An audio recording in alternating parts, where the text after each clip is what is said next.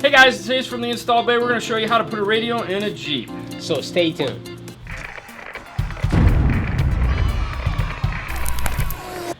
So Jeep being one of the more popular vehicles on the road today, we're going to show you the steps we take to put a radio in one of these. So let's get started. For this install, we're going to be using the PAC Audio RP4-ch11. This one will allow us to retain the factory steering wheel controls. So right when you pull one of these out of the box, the first thing you want to do is turn on its side right here. There's a little dial. And what that dial corresponds to is what type of radio you're putting it into. If you go into the instruction manual, open this bad boy up. I know, it's an instruction manual. No one likes to read them. Right here, it's going to tell you what kind of radio we have. In this case, we're using a Pioneer. We want to turn it to 7. You want to do this before you apply power to the unit. Otherwise, you'll have to pull the unit out and reset the unit. Now, the cool thing about this particular harness is that it comes with both versions of Chrysler interfaces. So you have the new and you have the old. So in this case, we're new. We're going to go throw away the old. And it also comes with this harness, which is what's going to allow you to attach into the steering wheel interface. So it has two wires. It has a blue-yellow, and it has this cool little 1/8 inch right here with this little rubber safety thing on it. The blue-yellow is going to be for JVC and Kenwood, and this guy here is going to be for pretty much everybody else. In this case, since we are doing a Pioneer, I don't like having excess wiring in the dash. We're just going to go ahead and remove the blue-yellow wire.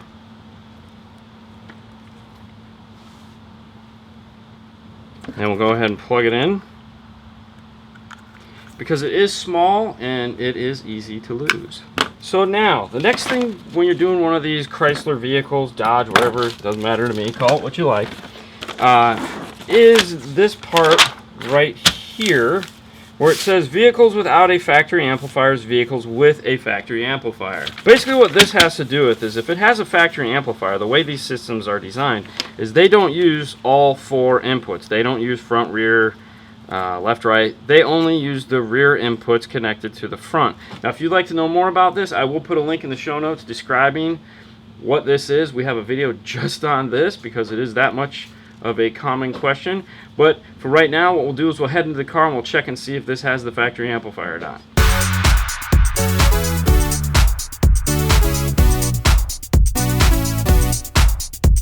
So what we're going to do is we're actually going to repin this harness so that these colors are the right way. Now what I like to do is mark what's what. So in this case we have positive, negative, positive, negative, and this is going to be white and this is going to be gray.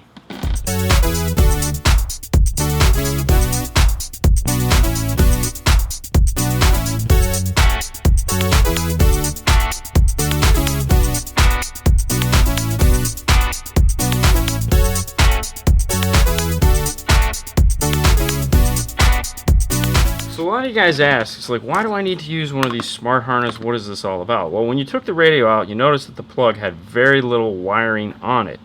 And the reason, like this, there's no wiring here. There's these pinks, there's this power ground, there's this. So there's really nothing here. So what's missing is all these cool things, which is like a turn-on wire, a power or illumination wire, a reverse wire, a brake wire, an amp turn-on wire. All these things are missing from this harness. And what this box does is this talks to the car, this is a data system, and generates all this stuff so that all this stuff will function after you've pulled out the factory radio. So that's why you need one.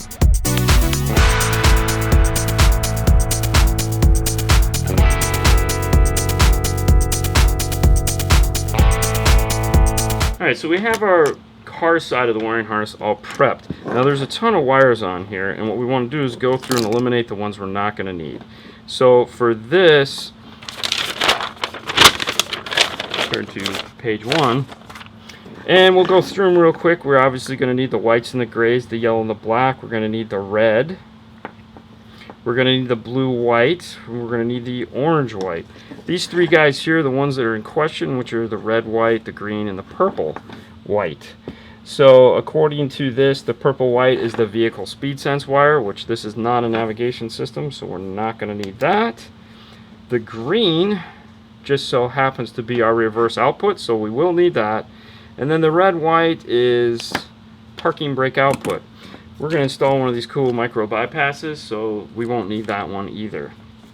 So we'll go ahead and cut those off, and then we'll cap them off so that they don't actually damage anything just because they're chilling.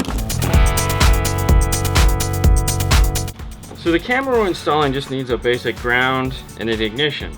We're also going to add this blue wire here into the remote turn on. That way if she ever decides to add amplifiers, we won't have to pull this all apart to grab a remote turn on.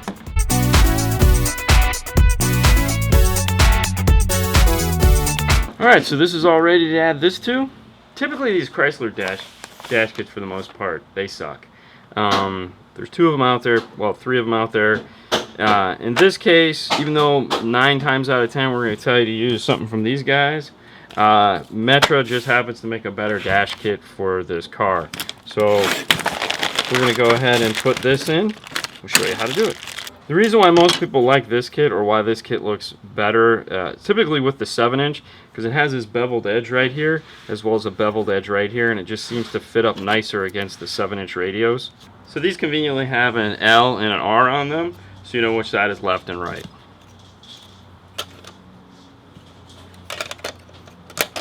Now what makes these kits kind of suck is this extra piece right here.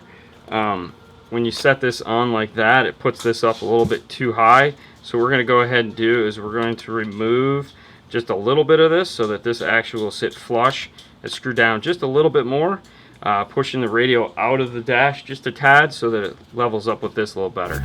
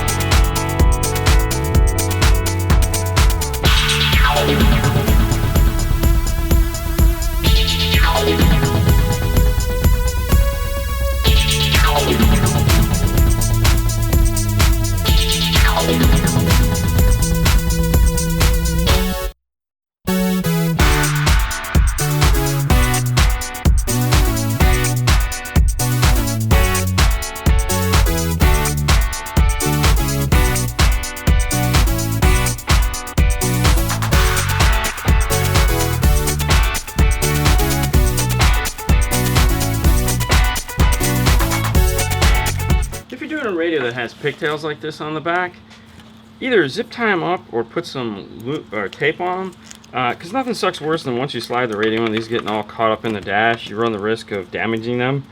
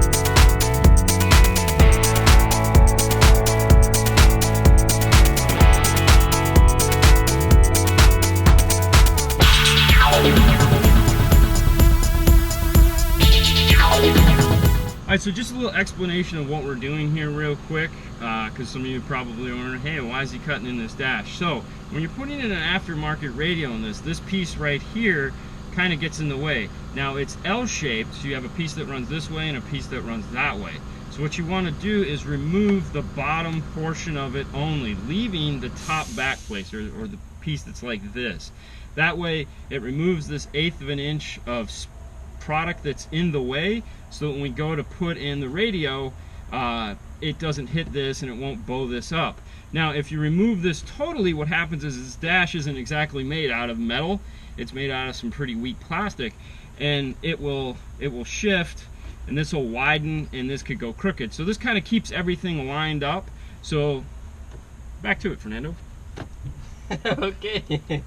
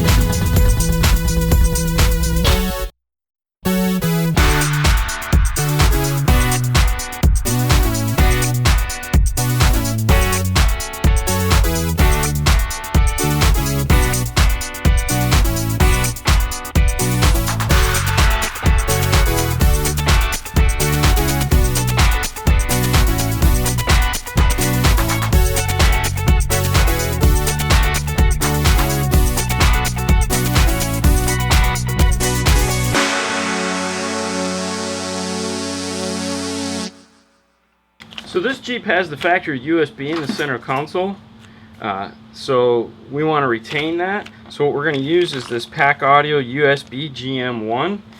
What it has is a micro USB to standard USB on the other end. Let's go take a look at that real quick. So right here in the center console is the factory USB adapter where you can plug in.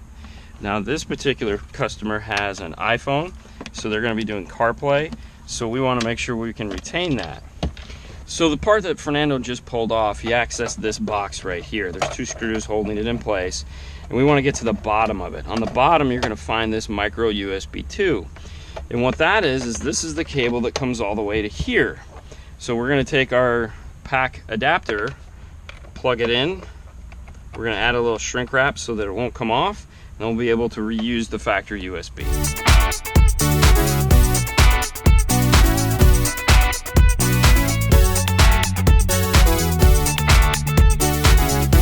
Okay, so we have all our wires run into the dash. We have our harness all prepped and ready to go. We've attached our backup camera wires. We have our remote wire hanging out here if she ever decides to add an amp. USB 1, auxiliaries in the glove box. So let's plug the radio in.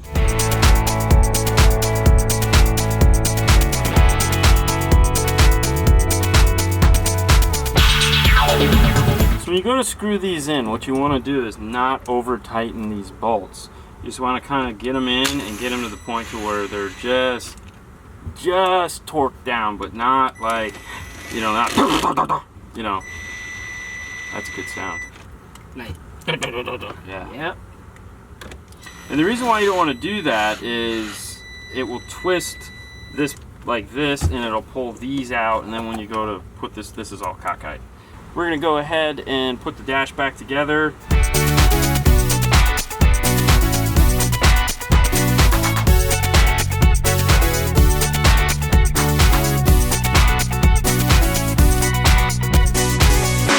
Alright, so remember, we do this 5 days a week. Thank you for watching. You guys can find us on Facebook, YouTube, and Instagram. If you have any questions about this product, please feel free to ask as usual. We'll get back to you. Otherwise, you guys have a great night, and we will see you later next time. Bye.